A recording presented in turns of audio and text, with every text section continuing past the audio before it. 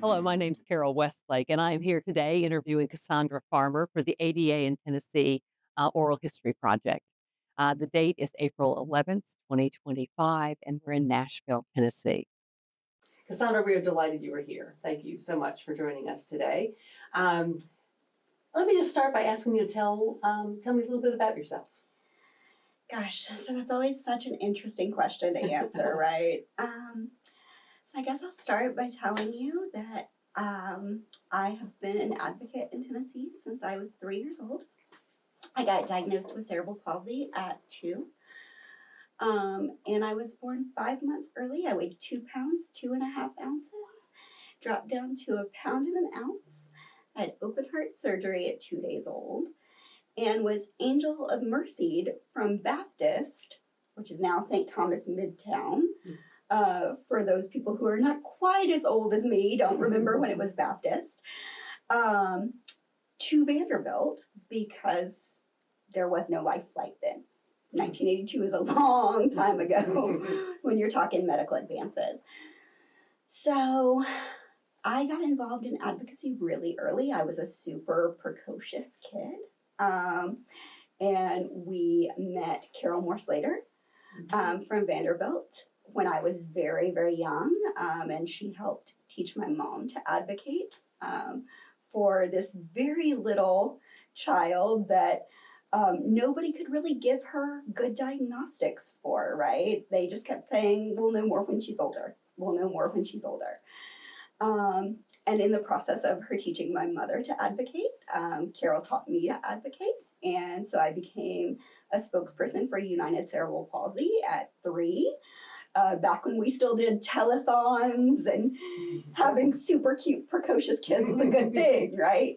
And my advocacy just went on from there. Now I work for Empower Tennessee, and I am our director of engagement, and I'm also an independent living specialist. So I get to help people navigate the systems that maybe my mother and I didn't have anybody to help us navigate. And I love that because I get to use my lived experience every day to help other people. So tell me a little bit about your lived experiences when you were younger. So when you were in school, you were an advocate, right? But what did it look like, or how did it feel, or what did it mean to sort of be a kid with a disability? Sure. So again, I started school pre-ADA. And the first thing I always tell people that looking back in retrospect, I find really interesting is that my mother was told when I went to start school that I needed to go to Harris-Hillman instead of a regular public school. And Harris-Hillman was? Harris-Hillman is the school for children with significant complex disabilities. And I had been in a special needs preschool since I was 3. I had gone to Duncanwood, which is no longer around, much to my sadness. But I had been in school for a very long time, and my mother was very confused. I was the 5-year-old that said things to my mother like, "You exasperate me," when she asked me to clean my room. And so that was something my mother fought really hard for, was to get me in classes with, typical peers. And then it was a really interesting experience, right? I'm the only kid using a walker in a classroom full of other kids without disabilities and roaming the halls at a time where usually children with disabilities were taught together, regardless of their academic prowess or rigor. And so to see me just out roaming the halls with my classmates, I'm sure I can only imagine was probably disconcerting to some parents. But to me, that was my norm. That was always my norm. I sat in on my own IEP meetings and things for my entire life. Because as I'm sure a lot of families and individuals with disabilities can relate to, my mom felt like she didn't have other advocates. And so it was kind of me and her against the world. And so, of course, I sat in on my own IEPs. And so that was always a really interesting thing. And fast forward, right, to getting bused to all the newest schools after the ADA was passed, regardless of where I lived in the city, because the new schools were the accessible schools. Interesting. Yeah. And so if that meant I had to go 30 minutes across town or 45 minutes across town by a bus from where I lived, then that was just the norm. So that was an interesting experience growing up, because it often meant that I was going to school in really wealthy, privileged areas. And I grew up really poor. So that was an interesting dynamic to have with some of my classmates. Though I have to say, in this life, I've been fortunately blessed with a very large personality. And so I like to believe that my personality enters the room first and my chair enters second. And so I think that my personality has been able to override a lot in my life. But definitely an interesting experience of not going to school with people who kind of had the same socioeconomic experiences that I did. In the hopes of accessibility, meaning, you know, better education and better experience opportunities. And then fast forwarding again to high school, where I went to a performing arts high school and got recruited for this high school, applied, got in. My mother went to visit the school the summer before I would have started freshman year, and the school wasn't accessible. Wow. And Metro literally said more than once that they would pay for me to go to any other school in the district. That was their solution. If I didn't make the school accessible. For people that know me, it's no shock that I said, I got into this school. This school is where I'm going. I'll see you in August. The only downside to that experience being that I then got called a 6-figure student to my face for the next 4 years of school. Wow. How'd that feel? Not great. Not great. I mean, was I a 6-figure student? Yes. Is it great to be reminded of that when you're trying to be, especially in high school, when you're trying to be like everybody else? No. It's one more way that you stand out, right? Again, I put myself in a situation where I was the only person with a visible disability in my art school. And then to get continually singled out by administration wasn't the greatest feeling. But I did it so that nobody else had to. Right. And so that the next student could use the accessibility exactly that you had helped create. And because not everybody's me, I have a pretty thick skin. I'm a pretty confident person, not likely to back down on a whole lot of things. But not everybody has that personality type or those where do you think that comes from? I mean, does your disability contribute to that? Sounds like your mom contributes to that, but you know. I think I'm very fortunate in my life that I've had some really strong role models. My mother certainly contributed. Carol Moore-Slater certainly contributed. And I think a lot of it is innately part of who I am. Do I feel like a lot of that is because of my disability? Yes. I mean, I have to say yes. I don't know a life in which I don't have my disability. Right. So it's easier to say that having my disability, I feel like, made me more compassionate or empathetic or sympathetic. But I think I had to be tough. I had to be unafraid to back down. I was 8 before ADA passed. So I knew to some degree, right, as much as you can at 8 years old, what it is to live pre-ADA and to watch things change post-ADA. And even now in 2025, I say all the time to our clients, look, we're not where we were. We're not where we could be. But like we're somewhere in the middle of that. And so, yes, there's more work to do, Mhm. but look at how far we've come.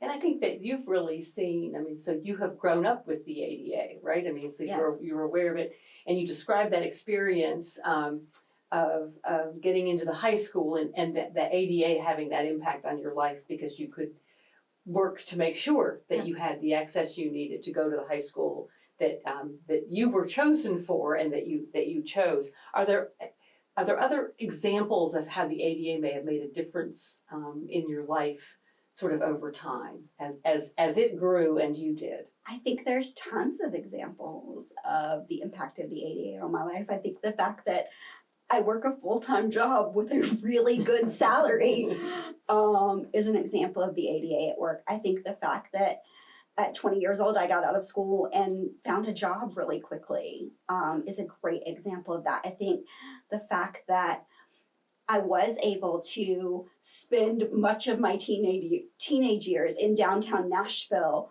with my friends, hanging out in places like the arcade and things like that, just like all of my other friends were doing, is a great representation of all that the ADA has done.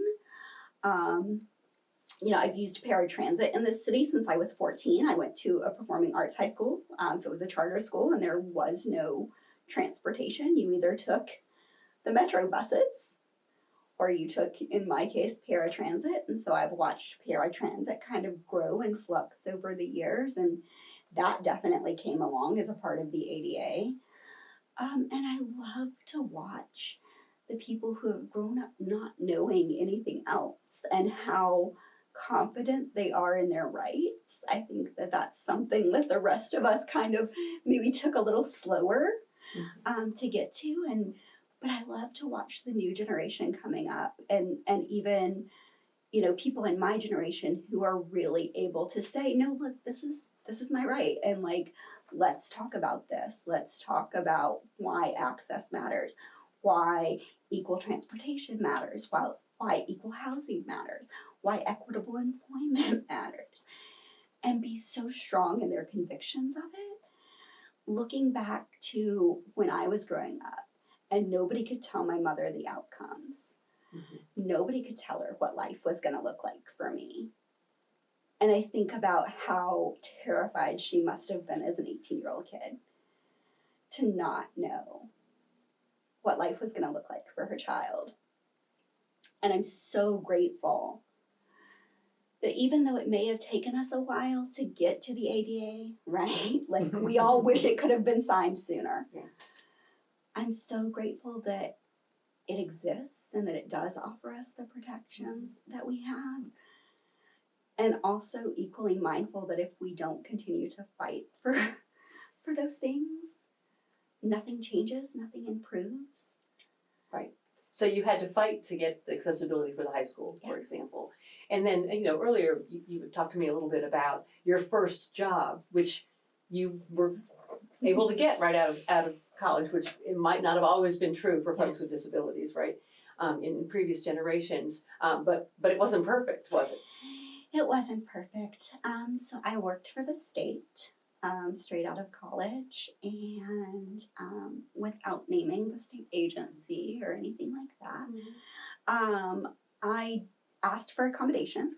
I was really transparent about needing accommodations when I went in. My CP affects the right side of my body more than the left, as is often the case with individuals with CP. One side of the body will usually be more affected. And so I only type with one hand. And as we all know, jobs these days are incredibly technology heavy. And so pretty much from day one, I was advocating for speech to type software or a different keyboard, things like that. And I kept being told, oh, you don't need those, you're doing great. Like, you don't need those, you're doing great. Well, cut to 6 months later, I'm on the floor. I'm actually interviewing people who are coming into this agency for help. And I am not doing fine. I am floundering. And so the conversation was, oh, you really do need those accommodations that you have been asking for. And then it took them 6 months to get me an appointment to get the accommodations. And on my last day, before I would have had civil service protection, 30 minutes to the end of my day, they let me go. Because I had been without the accommodations for so long that it was almost impossible to get caught up. Mhm. So, and no, I didn't fight that. Could I have fought that? Yes. Would I have known at 20 to fight that? Maybe, maybe not. I hated the job. I mean, that's just me being completely transparent. I hated the job. I didn't want to fight for it. Mhm. But looking back, the advocate in me kind of wishes I had. Because I could have made it better for somebody else.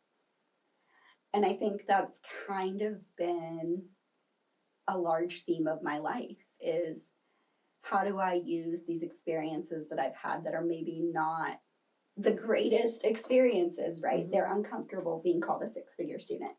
It's uncomfortable being the only kid in your class with a disability. It's uncomfortable being like, I need these accommodations and being told, no, like you really don't. Mhm. But if I can use the experiences I have to help make things better for the people that come along behind me, I think that's all any of us want to do. And do you think things are getting better? I mean, I'm sort of thinking in terms of attitudinal barriers. Do you know bosses who resist, systems that do welcomeness in the community, right? When you show up at the arcade is, or whatever that would be. I think in large part, things are better than they were. Things are certainly better than they've been over the course of my lifetime, right? I look at my niece who is 20 and her generation and how accepting and loving and compassionate and empathetic her generation is to anybody that's different for, any reason, right? And I think, okay, there's hope, right? And certainly we see attitude shifts in employers and in locations. I mean, we're so lucky here in East Nashville that so many businesses are so accommodating. We know that that's not the case necessarily throughout the entire state. Mm-hmm. But here in Nashville, I think people are overwhelmingly more accepting than I've seen over the course of my life. But again, with that caveat of we know things are always changing, we know things are always in flux. And so, how do we fight to keep the things that we have? Yeah. And that really brings us to sort of advocacy and activism. And that's kind of where you started with me, right? Like, been an advocate forever, along with your mom, along with others. How does that work sort of individually and collectively? I mean, you also work in an organization, right, that sees itself as an advocate. Talk to me about how that looks or feels in the community. Sure. So, again, I am so blessed when I say I've been an advocate here since I was 3. I don't know anything else. Mm-hmm. I don't know what it is to not, for the good and bad, feel the weight of our community, right? I don't have the luxury to stay silent. I'm very educated. I'm incredibly well spoken. And I feel like it is my responsibility to speak for other people who may not always get that same opportunity. Even being here with you today, like not everybody's going to get an opportunity like this. So I don't know what it is to not feel that. But I also know that it's so important and that being a part of communities that are wanting to make change, who are fighting to make change, are so important. I've been talking a lot lately about joy as an act of resistance. And finding those moments of joy whether it's joy doing something you love to do, like a dance class or rock climbing, or whether it is finding joy in what your body, with whatever its limitations are, can do. Joy is an act of resistance. Mhm. And it's a reoccurring theme this year, it seems like. But also, it's so important because we know that advocacy work is hard. Mhm. We know that it's hard to speak for communities and populations that maybe there are some people who would like us to fade a little more silently in the background. Yeah. Fading in the background has never been something I've done particularly well. And I'm so grateful for the opportunities I have to be in community and to hear other people's stories and to be able to share those stories, whether it's sharing them through something like peer mentoring or peer support groups, Mhm. or whether it's doing something like being here with you today or speaking at Cordell Hall or any number of opportunities that I've had over the course of my life. I'm so grateful for the confidence that it's given me, but also the ability to really be able to hear other people's stories and take them and carry them in my heart, because nobody's experiences look the same. Yeah. So there's probably a role in advocacy for building community as well. Does that feel like a role of advocacy for you? I feel like it is. I feel like, right, we joke. I'm 40 now, so I'm technically the adultier adult in a lot of rooms. Don't know how that happened or when that happened. But we talk a lot about the fact, especially in my friends group, which I have a lot of female friends, and I have a lot of female friends in chairs, and we talk a lot about how we are now the people that the younger generation is looking to for the answers and looking to for the experiences of, okay, well, what do you do in that job interview when you're like, I need accommodations? And they're like, no, you don't. Or what do I do when, I move into my first apartment and I can't reach the bottom shelves of the cabinets? Or what do I do when I'm going out to my car and there's somebody parked in the access aisle? We are the people that are answering those questions now for the generations that come after us. And so I think that building community is so important, because what we know is that it will be our communities that get us through the hardest times. Mhm. It'll be our communities that we lean on for support.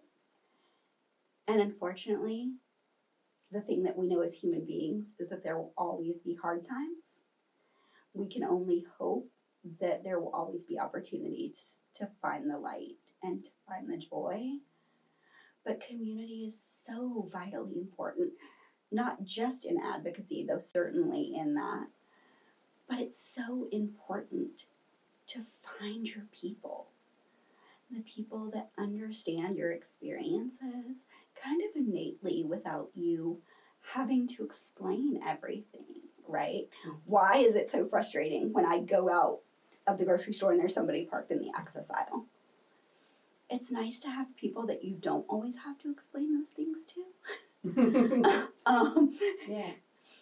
And so community is so vitally important. And I really think that the ADA has played a part in allowing people to find community. We have things like the Southeast ADA Center that can connect people. We have, webinars and workshops and peer support groups. And with the advent of the internet, and then with 2020 and everything going online, I think more and more people are being able to find their community than ever before.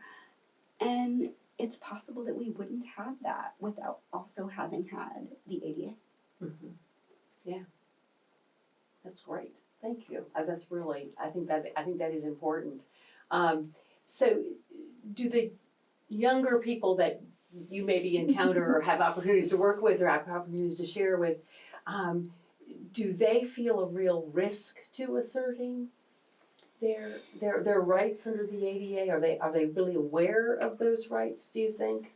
I mean, or have we done a decent job of educating folks, or do we need to do better? I think the younger you get, the less aware they are, right? I mean, I work with girls as young as 2 and 3, and they're not, you know, like any other Public 2 or policy 3 year might not old. be right on that. Public policy is not theirs, but they do understand, like, oh, I can get around in my wheelchair better than I can get around, you know, crawling or scooting or touch walking, you know, whatever the case may be.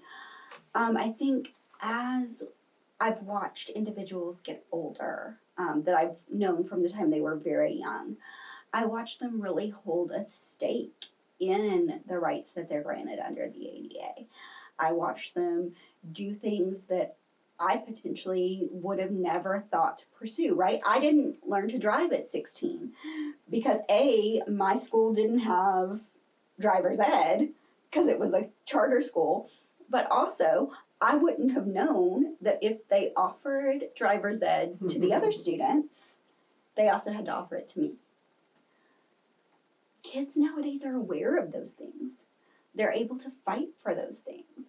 They're able to fight for an education that they want and futures that they want. And watching them do that, because by and large, by the time kids are about 13, 14, I'm watching them really start to become aware, right, of the ADA, of the rights that they have, if they haven't been before, right? We know in some situations, kids have to figure it out earlier, right, for any number of reasons. But by 13, 14, you're watching kids really get it. It's really clicking for them. And they're able to really start voicing that for themselves and fighting for it for themselves. And that's a really wonderful thing to see. Do I think we could always do a better job teaching people? Yes. Right? I don't know how many presentations I've given where I say out loud the ADA is the bare minimum and people are shocked. They're flabbergasted. Interesting. That the ADA is the minimum, right? That somebody can legally do. Like it's not your be all and end all guideline. But I think the younger generations are really getting it. And I've watched kids that I've watched grow up go on to have these amazing lives and these amazing experiences. I think about one little girl I know in particular who is living in Sweden right now. Wow. And she is studying to be a occupational therapist in Sweden, because she can. Yeah. Because she can. And what a great experience that is, and that it allows people to dream bigger for themselves than I think people did before the ADA was signed. I mean, certainly before I possibly would have, you know. So you feel like we have made progress. I mean, this project is really about taking a look backward and forward, right, for the 35 years of the ADA in Tennessee, and Tennessee's kind of progress and our community's progress in the lives of people with disabilities. And so you've seen all of that. I've seen it in my experience, yeah. I mean, and of course, I come from a very Nashvilleian lens, right? I've lived in the city my whole life. And so I am aware, because I am well connected to our community, that my experiences here in Nashville may not be the same experiences of somebody in more rural Tennessee. But I think we keep pushing outwards, right? Yeah. Like Nashville's made some pretty good progress. Now let's keep pushing it out there. And there are other cities that's the case for as well. But let's keep pushing for it to get better everywhere, and for all Tennesseans, and not just select groups. Great. Kasondra, thank you so much for being with us today and for sharing your story and your perspective on the world in Nashville and in Tennessee, and the progress we're making the ADA. Thank you. My absolute pleasure.